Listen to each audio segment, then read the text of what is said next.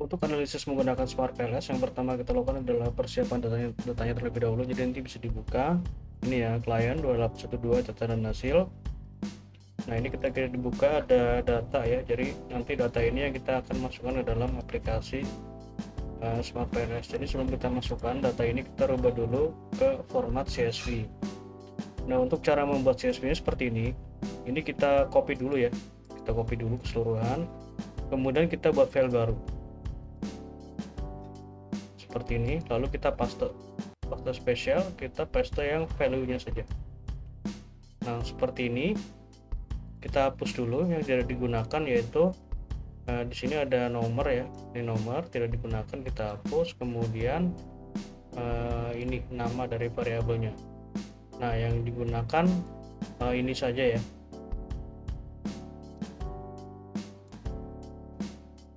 Nah ini yang ini ya, ini itu adalah kode respondennya ya. Nah ini kelompok responden. Ini di sini ada dua kelompok, jadi satu itu adalah untuk yang 60 responden atau ini ya, toko selatan. Yang kedua adalah toko pembanding. Nah ini untuk toko pembandingnya. Kita kembali lagi ke data yang tadi.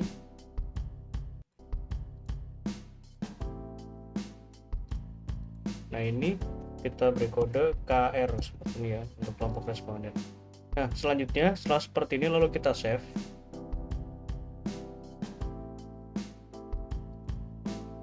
Save as. Nah seperti ini ya. Nah untuk nama kita tulis saja di sini contoh CSV seperti itu ya. Nah ini ya yang terpenting, jadi file format kita rubah dulu formatnya ke ini CSV UTF-8. Nah seperti ini, lalu kita klik save seperti itu ya. Nah ini karena saya sudah buat, nanti kita gunakan file CSV yang sudah saya buat saja. Seperti itu untuk cara membuat file CSV nya.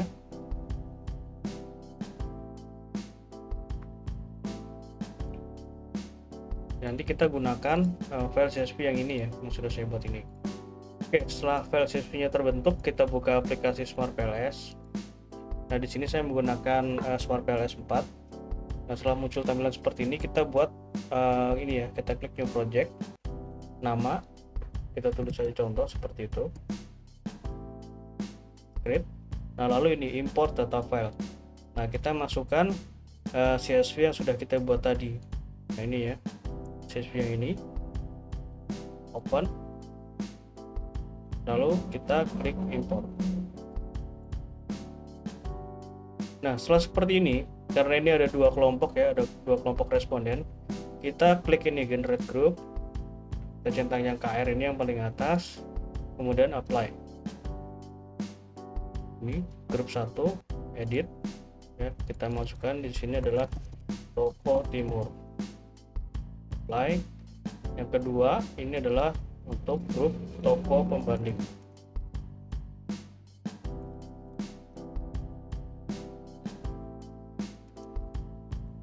Nah setelah seperti ini, lalu kita bisa klik back. Nah untuk selanjutnya adalah kita buat model penelitian ya. Nah ini kita klik model type, kita pilih PLSM, kemudian model name kita tulis saja di sini adalah contoh seperti itu, contoh model 1, save. Nah untuk selanjutnya adalah kita masukkan data ini ya, indikator ini ke dalam lembar kerja Smart PLS sesuai dengan variabelnya. Nah ini dulu x1.1, kita tekan shift, lalu kita klik x1.6. Nah di blok seperti ini ya. Nah kita masukkan dulu, nanti kita beri nama seperti ini.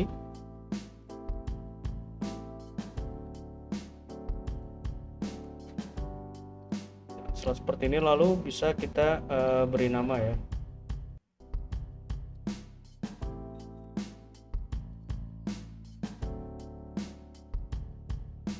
Double klik.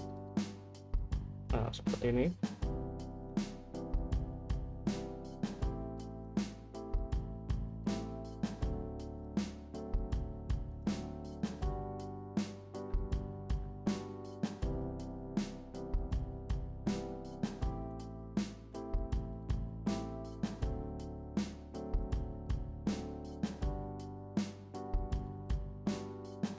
Oke, nah setelah seperti ini lalu kita susun modelnya sesuai dengan hipotesis penelitiannya.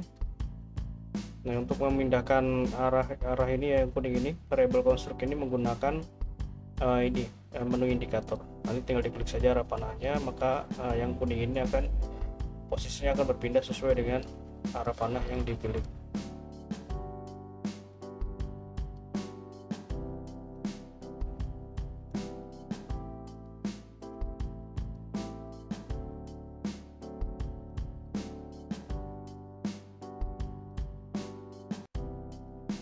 Oke, nah seperti ini ya. Lalu kita klik ini connect, kita hubungkan sesuai dengan hipotesisnya. Nah, setelah seperti ini lalu kita klik save. Nah, ini sudah kita save ya untuk data modelnya ini. Jadi yang pertama kita lakukan di sini adalah kita lihat dulu interpretasinya. Nah, yang pertama kita lakukan di sini adalah kita lakukan univariate descriptive. Nah, univariate descriptive ini bisa dilakukan seperti ini ya. Nah, tinggal diklik saja datanya. Nah, ini akan muncul univariate descriptive, di copy lalu kita pindahkan ke Excel. Nah, lalu dirapikan seperti ini tabelnya. Seperti itu.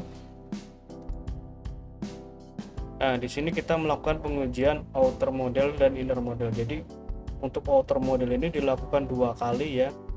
Jadi outer model 1 dan outer model 2. Jadi outer model 1 ini ada beberapa yang tidak valid. Jadi memang seperti itu ya. Jadi ada yang tidak valid karena data penelitian yang sebenarnya itu tidak mungkin valid semua. Jadi seperti itu ya. Jadi ini ada beberapa yang memang dibuat tidak valid. Nah, di outer model 1 ini adalah kita mengeliminasi yang tidak valid ini. Jadi untuk yang model 2 ini, nah ini model yang sudah valid. Nah, yang model ini yang kemudian digunakan sampai ke pengujian hipotesis seperti itu. Nah, untuk caranya seperti ini ya. Kita kembali lagi ke ini, ke model komputernya. Nah, ini klik calculate, kemudian kita pilih menu PLS algorithm, lalu start calculation. Nah, seperti ini ya untuk hasilnya.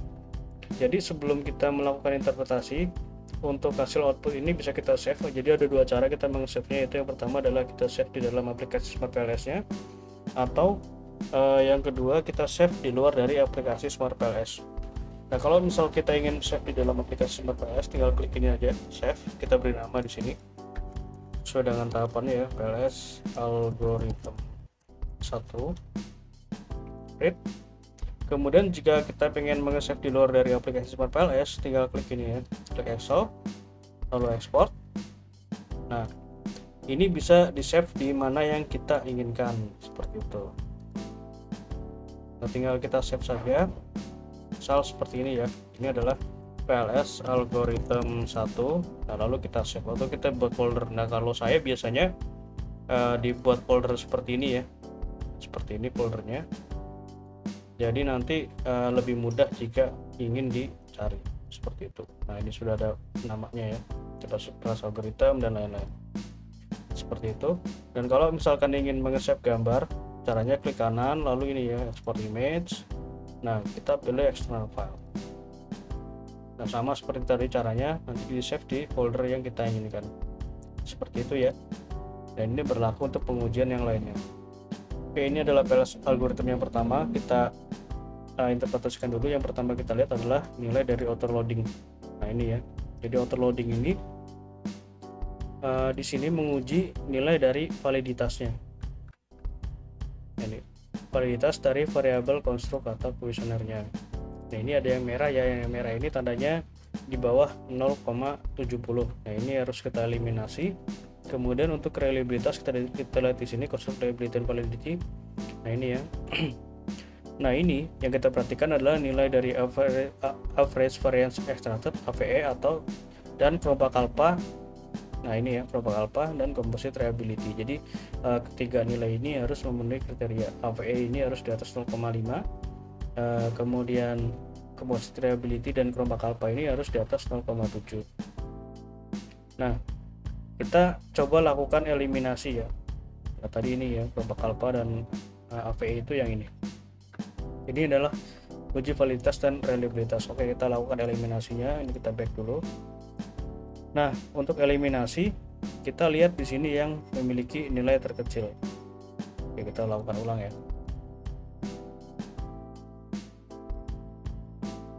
Nah, kita lihat dulu di sini yang memiliki nilai terkecil. Yang nilai terkecil ini nanti diurutkan ya. Kemudian kita eliminasi satu persatu dari nilai yang terkecil.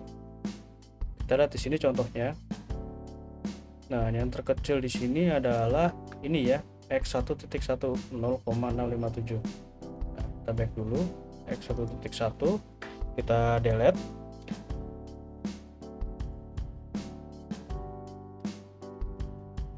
Lalu kita rapikan dulu. Nah, setelah seperti ini kita save ya. Nah, untuk cara nge-save-nya sebentar ya.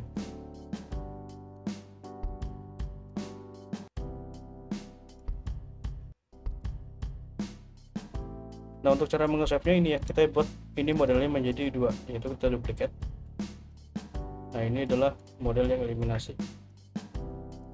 supaya nanti hasilnya lengkap.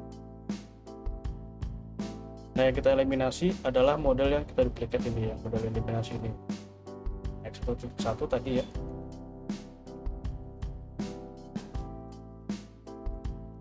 Oke, kita save. Nah, ini adalah model yang kedua. Coba kita copy lagi. Nah, ini untuk yang x1 sudah aman ya. Nah, tinggal kita cari lagi di sini mana yang terkecil. Ini ya, set 1.11.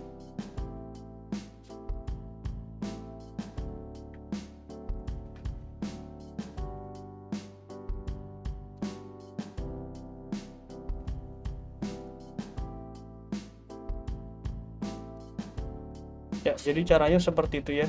Jadi kita eliminasi sampai semuanya ini hijau. Jadi untuk mempercepat waktu, saya buka untuk model yang sudah dieliminasi. Nah, ini.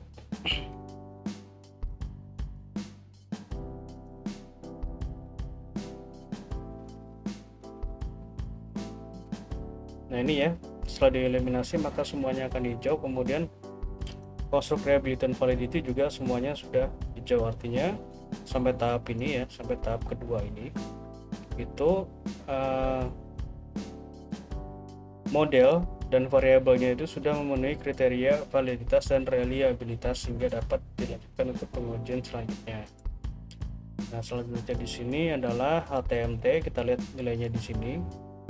Scheme dan validity TMT. Kita gunakan yang list yang ini ya. Nah, TMT ini nilainya harus lebih kecil dari 0,9.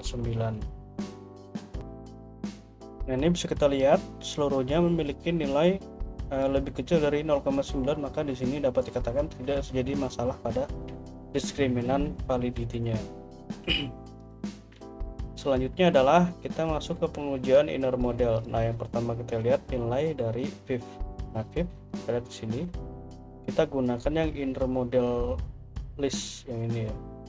Nah, nilai VIF ini harus lebih kecil dari 5. Nah, ini seluruhnya sudah lebih kecil dari 5, maka di sini tidak terjadi masalah multikoliniaritas. Nah, selanjutnya adalah pengujian coefficient of determination atau R squared atau R kuadrat. Nah, kita lihat di sini nilainya. Jadi R ini menunjukkan besaran pengaruh variabel independen terhadap dependen secara bersama-sama.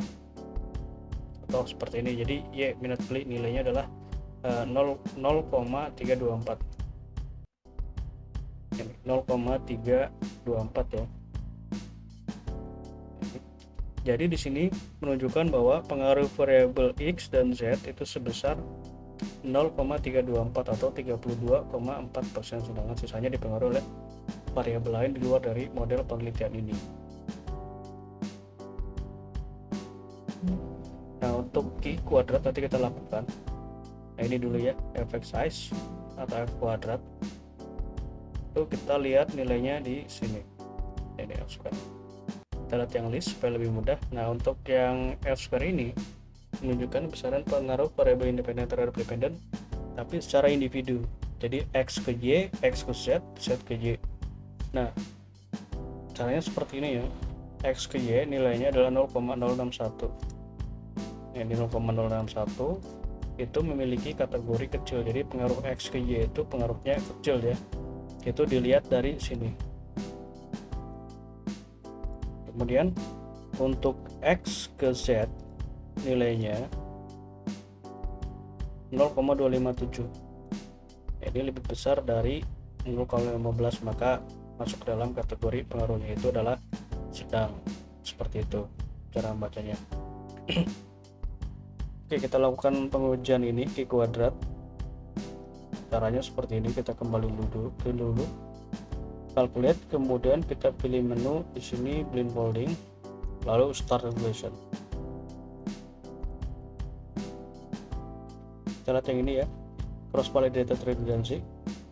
Nah, ini adalah nilai Q square nya atau Q kuadrat.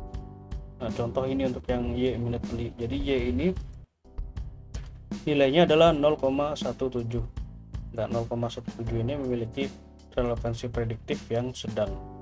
Nah, sedang di sini diartikan bahwa ketika penelitian ini dilakukan ulang, maka hasilnya memiliki nilai prediksi yang sedang. Artinya hasilnya bisa berbeda dari yang sudah ada ini. Nah, untuk Z nilainya kecil ya. Nah, itu berarti ketika dilakukan penelitian ulang, maka hasilnya bisa jauh berbeda dari penelitian ini. Seperti itu. Nah, sebelum masuk ke hipotesis, kita menguji dulu ini multigroup analysis PLS MGA. Jadi ini untuk menguji apakah ada perbedaan antara kedua toko ya. Jadi toko pembanding dan toko selatan.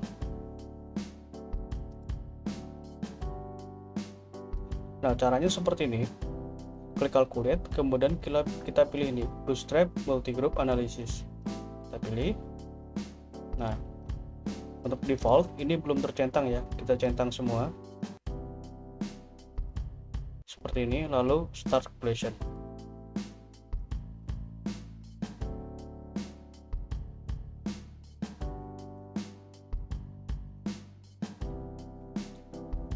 Seperti ini untuk ujinya. Nah, kita lihat plot coefficient. Yang perlu kita perhatikan ini ya, total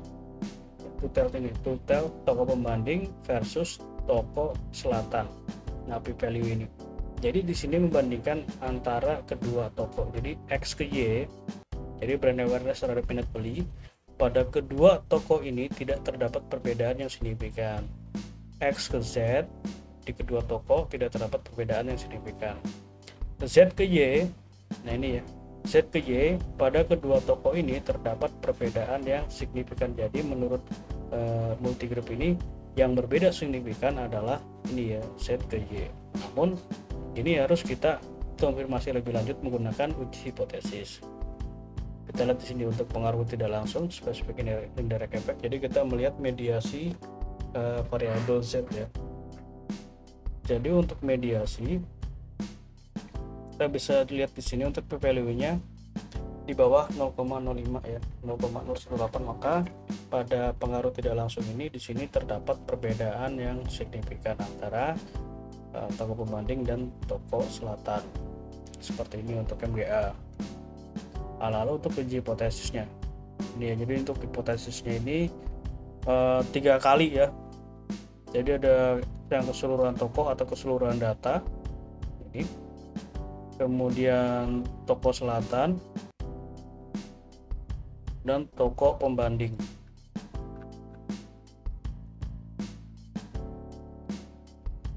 Nah, untuk uji hipotesisnya caranya seperti ini. Klik calculate, kemudian kita pilih menu bootstrapping. Nah, sebelum kita melakukan pengujian, kita masuk ke data. Nah, kalau default di sini belum dicentang ya. Nah, kita centang dulu grup dataset. Seperti ini dicentang ya. Lalu start calculation.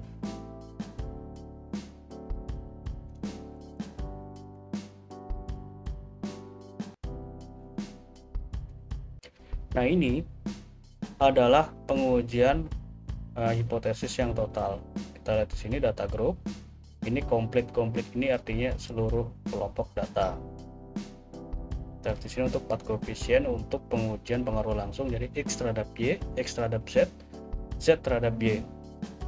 Nah, yang kita perlu perhatikan ada dua nilai ya, original sample dan p-value.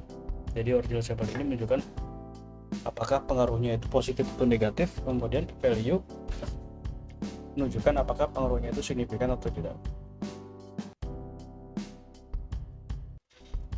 Contoh, X1 terhadap Y memiliki pengaruh positif karena tidak ada tanda minusnya ya. X terhadap Y memiliki pengaruh positif signifikan karena ini lebih kecil dari 0,5. X terhadap Z memiliki pengaruh positif signifikan, Z terhadap Y memiliki pengaruh positif signifikan. Nah, untuk pengaruh tidak langsung kita lihat di sini ya, specific indirect effect, jadi menguji mediasi Z. X terhadap Y yang dimediasi oleh Z memiliki pengaruh positif signifikan. Jadi untuk keseluruhan data, seluruh hipotesisnya ini diterima. Nah, kita klik di sini, kita lihat di toko selatan.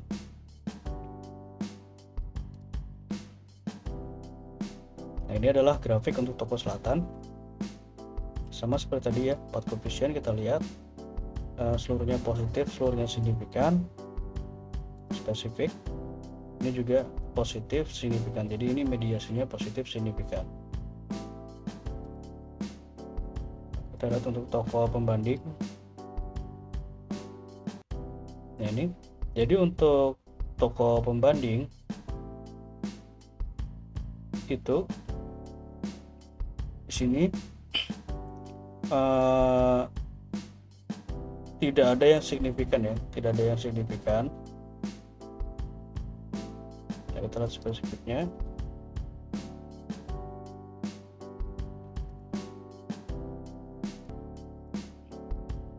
Sorry, ada kesalahan ya tadi.